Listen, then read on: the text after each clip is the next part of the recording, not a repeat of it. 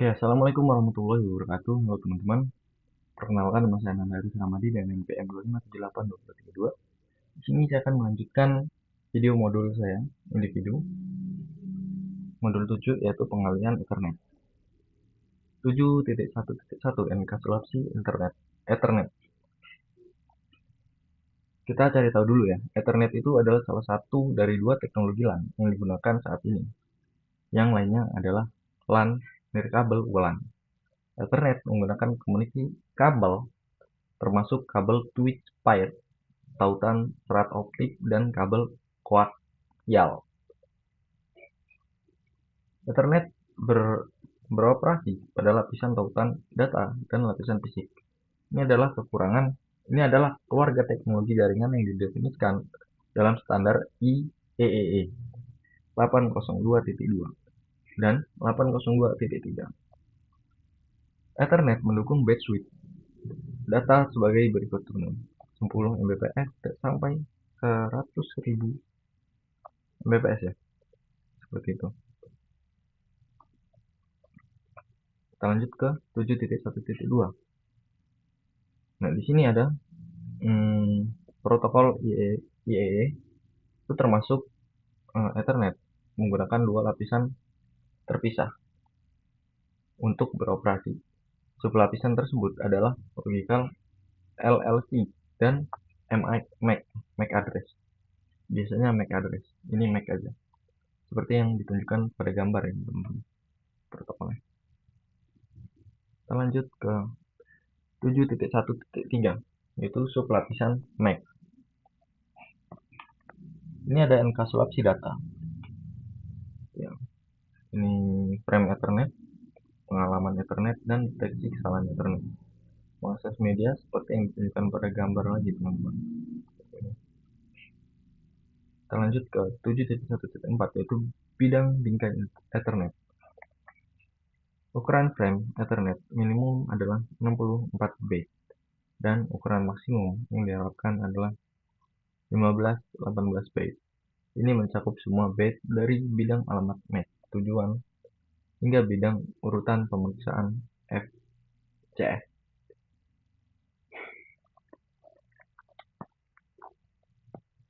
Jika ukuran frame yang dikirimkan kurang dari ukuran minimum atau lebih besar dari ukuran maksimum, perangkat penerima akan membuang frame tersebut.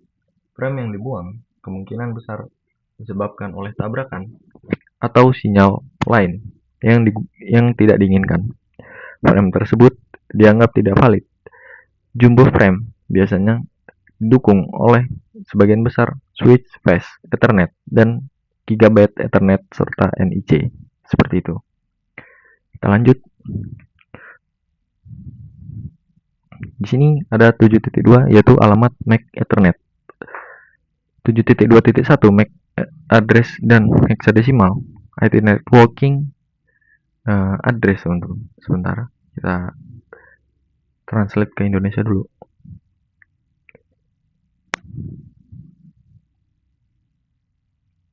Karena biar cepat ya, jadi tidak ada translate dari diri saya agar lancar, teman-teman.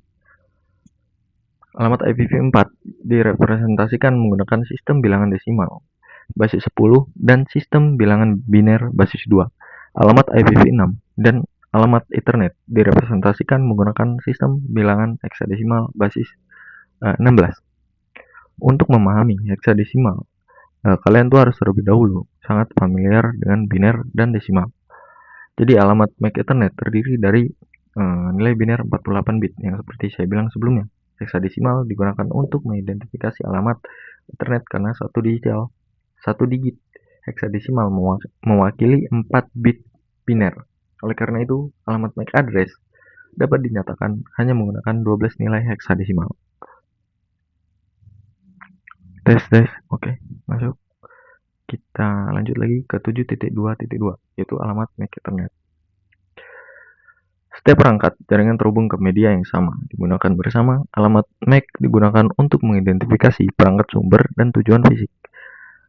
Pada segmen jaringan lokal, pengalamatan MAC menyediakan metode untuk mengidentifikasi perangkat pada lapisan tautan dari data model OSI. Kita lanjut ke 7.2.3, yaitu pemrosesan bingkai. Saat komputer dinyalakan, teman-teman, NIC menyalin alamat MAC dan dari ROM ke RAM. Ketika sebuah perangkat meneruskan pesan ke jaringan Ethernet dan header Ethernet mencakup hal-hal berikut: alamat MAC sumber, lalu alamat MAC tujuan, dan sebagainya. Ini untuk videonya kita lihat. Saya perlu mengirimkan informasi ke H3 ke sini. Biar dia jalan. Nih, untuk alamat tujuannya, alamat sumber dan datanya akan dikirimkan ke H3. Lalu menyebar ke semua juga. Ini bukan tunjukkan kepada saya. Nah, ini milikku, seperti itu. Ditandain sudah. Oke, kita ke 7.2.4, alamat MAC unicast.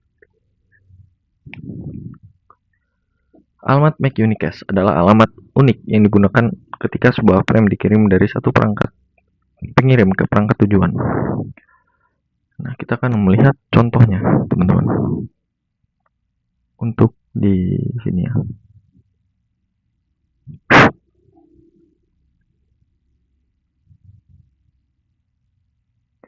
Dia akan otomatis mengirimkan frame ke server. Kita lihat ulang. Langsung ke tujuannya, teman-teman. Ketika alamat atau sumbernya sudah ada. Oke, kita langsung ke 7.2.5, alamat MAC siaran.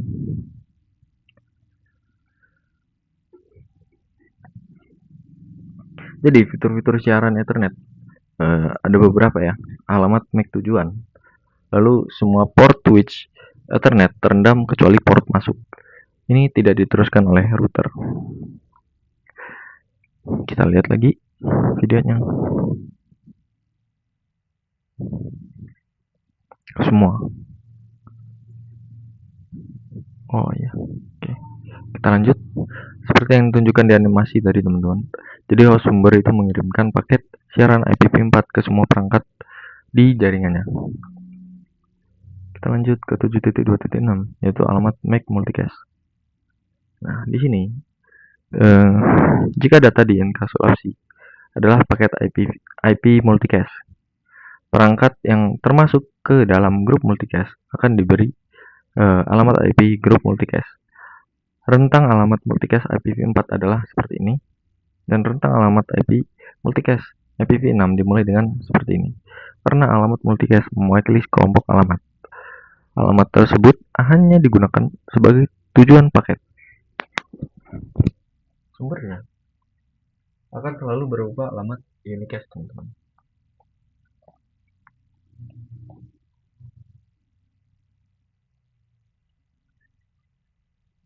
Kita lanjut ke 7.3. Ini adalah switch fundamental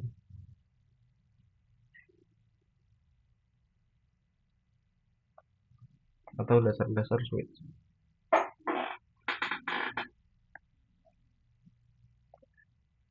Nah, di sini switch Ethernet layer 2 menggunakan alamat MAC layer 2 untuk membuat keputusan penerusan. Jadi switch Ethernet memeriksa kabel alamat MAC-nya untuk membuat keputusan penerusan untuk setiap frame. Tidak seperti hub Ethernet lama yang mengulang bit ke semua port kecuali port masuk. Kita lanjut. 2.3. Ya, seperti ini, teman-teman, mempelajari dan majunya. 7.3.4 seperti ini juga. Video. Oke, lanjut ke 7.4.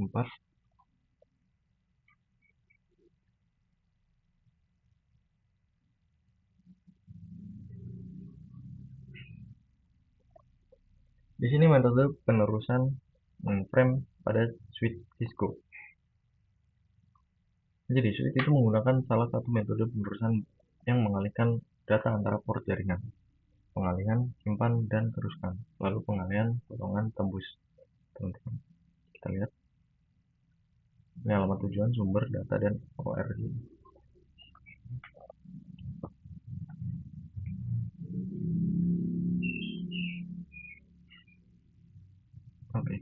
kan ke 7.4.2 itu pengalihan langsung. Nah, switch ini bertindak atas segera setelah diterima. Bahkan jika ditransmisi belum lengkap, switch hanya menyanggang sebagai frame untuk membaca alamat MAC tujuan, sehingga dapat menentukan ke port mana data harus diteruskan. Alamat MAC tujuan terletak pada 6 byte pertama frame setelah per BLAM. Kita langsung saja teman-teman, karena waktunya sudah mau azan ya. Kita langsung lewat ke 7.4.4 yaitu pengaturan duplex. Ada dua pengaturan paling mendasar teman-teman. Ada dua jenis pengaturan duplex yang digunakan untuk komunikasi pada jaringan internet, yaitu full duplex dan half duplex yang sudah kita bahas sebelumnya. Kita lanjut berarti ke 4.5 auto MDX.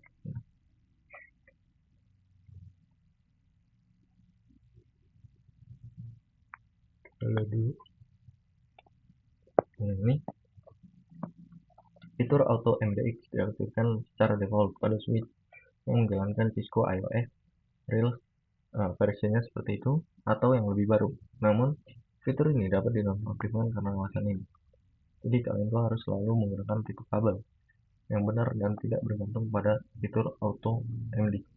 Auto MDX dapat diaktifkan kembali menggunakan perintah konfigurasi antarmuka MDX auto seperti itu. Oke, mungkin cukup sekian presentasi modul 7 yaitu pengalihan Ethernet. Saya Nanda Aris, bila ada salah kata saya mohon maaf. Saya akhiri. Assalamualaikum warahmatullahi wabarakatuh.